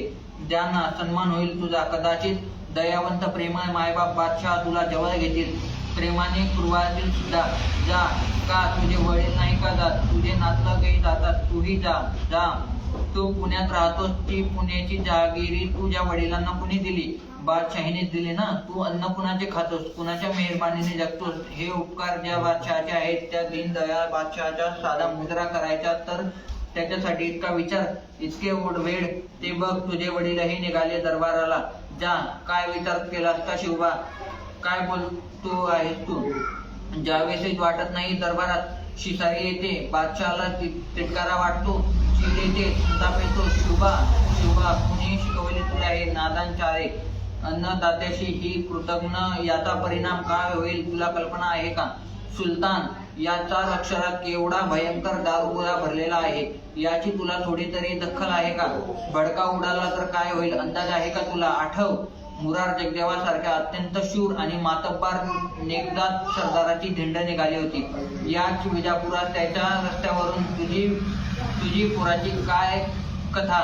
शहाजी राजांच्या घरात बंडखोरीच्या मनसुबे चालतात, अशी नुसती अफवा जरी बादशहाच्या कानी गेली तर छे, कल्पनाच करवत नाही. तुझा तर पुण्यातला वाडा पुन्हा एकदा धडधडात पेटेल. ही तुझ्या बापाने मिळवलेली आणि म्हातारपणी तुझ्या त्या पंत म्हाताऱ्याने राबवून उभी केलेली दौलत हत्तीच्या पायाखाली आणि घोड्यांच्या टापांखाली तोडविली जाईल. ज्यांच्याकरिता हा संसार मांडला त्या तुझ्या भावंडांची, तुझी आणि तुझ्या आईची फरफरट निघेली भर रस्त्यावरून. आणि मग हातापायात गेड्या पडेल. शहाजीराजे चोर दरोडेखोरांप्रमाणे बिजापूरच्या या रस्त्यांवर एखाद्या अफजल खानाकडून वा एखाद्या मुस्तफा खानाकडून मिळवले जातील, तोफेच्या तोंडी दिले जातील. तेव्हा मग तोफेच्या तोंडी जाता जाता शहाजीराजे टाहो फोडून तुझ्या पंत म्हाताऱ्याला विचारतील की पंत, पोराला काय शिकविले? भोसल्यांचे घरदार तुमच्यामुळे मातीला मिळाले. शिवबा, विचार कर, तुझ्या दादाजी पंतांचा, तुझ्या आई वडिलांचा आणि तुझ्या स्वतःचाही. वेड्या, असा घात करू नकोस. तुझे लग्न झाले आहे, संसार कर, बादशहाची नोकरी कर, सुखी हो. जा, बादशहाला नम्रपणे बिन तक्रार मुजरा कर. जा. तरीही नाही. शिवबा, कुणी घातले हे स्वामीद्रोही चाळे तुझ्या डोक्यात? कुणी शिकवली ही भयंकर बंडखोरी तुला? कुणी सुलतानाच्या घानाखाली फुटलेल्या मूर्तींनी शिकवली? उद्ध्वस्त झालेल्या देवळातून आवाज उमटला बंडकर म्हणून.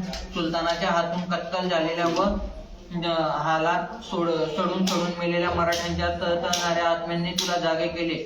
आई विना उपाशी मरणाऱ्या वासरांच्या हंबरट्यांनी तू इतका बैचेन झालास. तुडवून मुरगळून निघालेल्या महाराष्ट्राच्या भूमीने तुला हा भयंकर मंत्र दिला. काय तुला त्या दांड सह्याद्रीने पोच दिली? सूड शिकविते आई तुझी.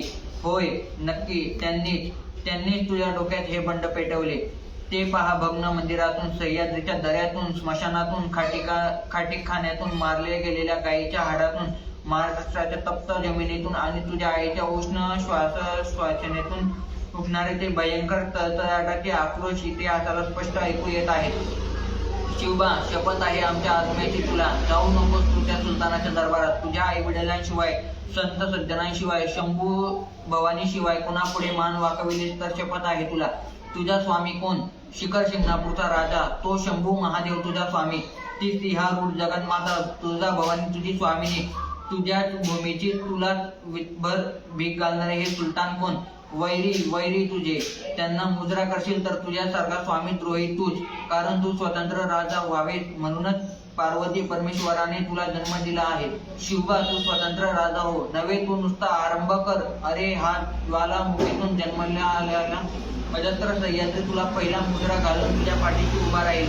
आपल्या पोटात हिमालयालाही एका चिमटीने सहज पाचवू शकेल अशा प्रलयकारी सामर्थ्याचा हा पश्चिम समुद्र गर्जत गर्जत हजारो तुफान लाटांनी तुला मुद्रे करेल.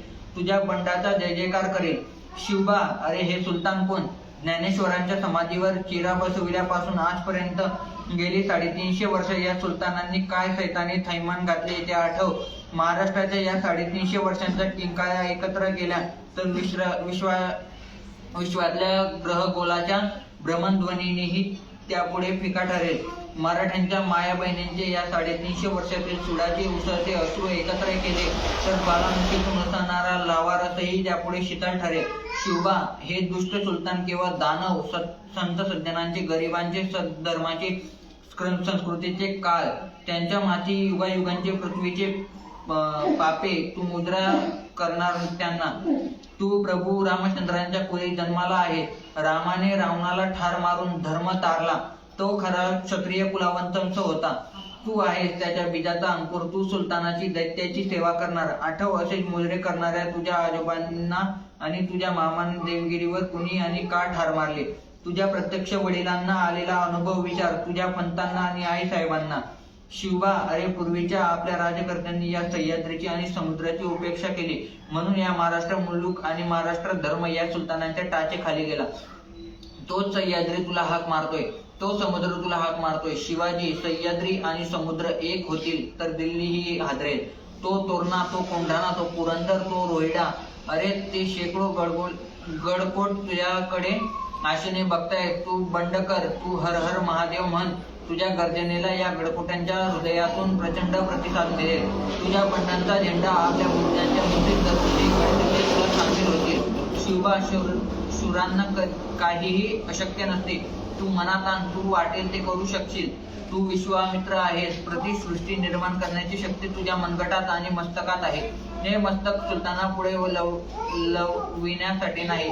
ते मनगट या बादशहाच्या मुद्रे करण्यासाठी नाही. तुझ्या मस्तकात उसळतायत त्या प्रत्येक प्रक्षुब्ध सागराच्या लाटा आहेत. तुझ्या हृदयात धडधडतयत ते संतप्त सह्याद्रीचे कडाडून कोसळणारे कडे आहेत. अरे तुझ्या भालप्रदेशी भोसल्यांची भाग्यवान साक्षात उभी आहे. कशाची चिंता तुला? सारे सुमुहूर्त तुझ्यासाठी खोळंबले आहेत. कुणी तुला म्हणतील हा अविचार आहे तर मग शिवबा तू अविचारच कर. कोणी म्हणतील हा वेडेपणा आहे. वेडी माणसे इतिहास घडवतात. तुला लागलेले वेड पूर्वी भगवान श्रीकृष्णालाही लागले होते. त्याच वेडातून कंस ठार झाला. पृथ्वी मुक्त झाली. शिवबा तुझ्या वडिलांना बादशहाची नोकरी करावी लागते आहे म्हणून वडिलांशिवाय विकल्प धरू नकोस. निरुपाय झाला आहे त्यांचा. स्वतंत्र सिंहासन स्थापविण्यासाठी त्यांनी फार धडपड केली. 6 वर्षे तर जीवाचे रान केले पण नाही त्यांना यश आले. त्यांचे मन तू ओळख. आई वडिलांचे मन ओळख. नाही तो पुत्र कसला. आई वडील देवाच्या ठिकाणी असतात. शहाजी राजांना पुरते ओळख. तू बादशाहीच्या मुजरेबाज हुजरा झालेल्या तुझ्या वडिलांनाही आवडणार नाही. तू सुलतानांपुढे लवलास तर तुझे वडील एकांतात कपाळाला हातच लावतील. ओळख त्यांना. त्यांची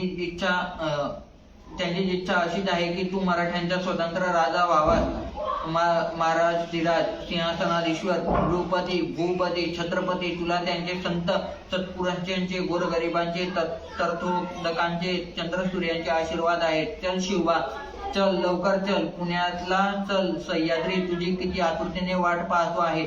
मावळची, दरीखोरी, गुन्हा, अरण्ये, भुयारे, देवरे, चोरवाटा, काडेकपारी, खिंडी, तेथील अंधारे आणि तेथील मध्यरात्र तुझ्यासाठी खोळंबून बसले आहेत. तुझे ते ज्ञात आणि अज्ञात छोटे छोटे लंगोटीवाले चौगंडी दोन्ही हाताच्या मुठींमध्ये हनवटी ठेवून डोंगरदऱ्यात तुझी वाट पाहून टपून बसले आहेत केव्हाचे. लवकर चल शिवबा, लवकर चल.